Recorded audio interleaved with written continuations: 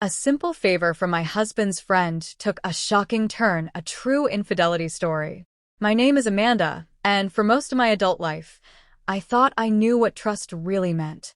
I grew up in a small town in Ohio, where neighbors waved at one another from their porches, kids played in the streets until the sun went down, and people left their front doors unlocked without fear. I carried that same sense of trust into my marriage, never imagining that one day the very foundation of my relationship would be shaken by something so unexpected, so deeply personal, that it would alter the way I saw love, friendship, and loyalty forever.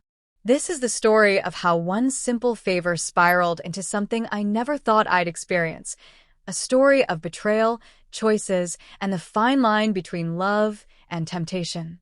I married Daniel 10 years ago.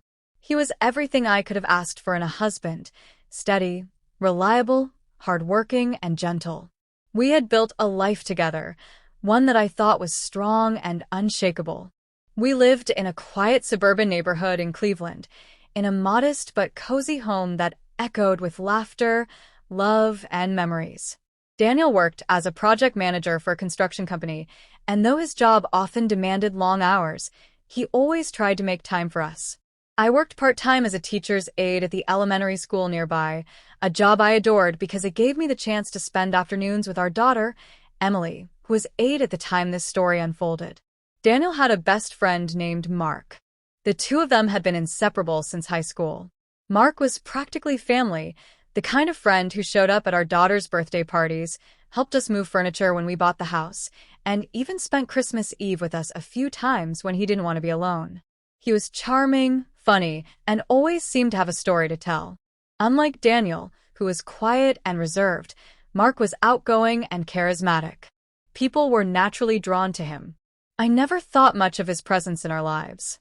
He was just Uncle Mark to Emily and Daniel's loyal best friend to me. That was until one seemingly ordinary afternoon changed everything. It was a Friday in early spring. Daniel had been called out of town for a last-minute project, something that had become more common over the past year as his company expanded. I didn't mind. I understood his dedication to his career. Still, it left me to juggle Emily's school schedule, my job, and the never-ending household responsibilities. That afternoon, I had just finished cleaning up the kitchen when my phone buzzed. It was a message from Mark. "Hey Amanda, I'm in the area. Daniel told me the sink was leaking again. Want me to swing by and take a look?" I remember smiling at the text, thinking how thoughtful it was of him. Our sink had been giving us trouble for weeks, dripping persistently no matter how tightly we turned the faucet. Daniel had tried to fix it twice, but never quite succeeded. "That would be amazing," I replied. "I'm home if you want to stop by." A simple favor, I thought. Just a friend helping out. Nothing more. Mark arrived about 20 minutes later, wearing jeans and a faded baseball cap. He carried a small toolbox in one hand and greeted me with his usual easy grin. Emily was in her room working on homework, so it was just the two of us in the kitchen as he got to work under the sink. For a while, everything felt normal. I busied myself by wiping down the counters and chatting with him about random things: his job at the auto shop, the weather, the latest movies he'd seen. He had this way of making conversation flow effortlessly, and I found myself laughing more than I had in days. But then something shifted. As he worked, he asked me how things were going with Daniel. It was a casual question, but the way he looked at me made it feel different. I hesitated before answering. I didn't want to admit it out loud, but things between Daniel and me had felt distant lately. His long hours at work, his constant traveling, and the exhaustion that weighed him down when he was home left little room for connection. We hadn't been fighting, but the spark, that invisible thread that once pulled us together so strongly, felt weaker. "We're fine," I said quickly, forcing a smile. "Just busy, you know how it is." Mark studied me for a moment, his expression unreadable, before nodding and turning back to the sink. But I could feel the air between us shift. When he finally fixed the leak, tightening something that Daniel had apparently overlooked, he stood up, wiped his hands on a rag, and leaned against the counter. "You know," he said softly, "you don't always have to pretend everything's perfect." The words hit me harder than I expected. I felt exposed, as though he could see right through me. And maybe in that moment he could. Because Mark wasn't just Daniel's best friend.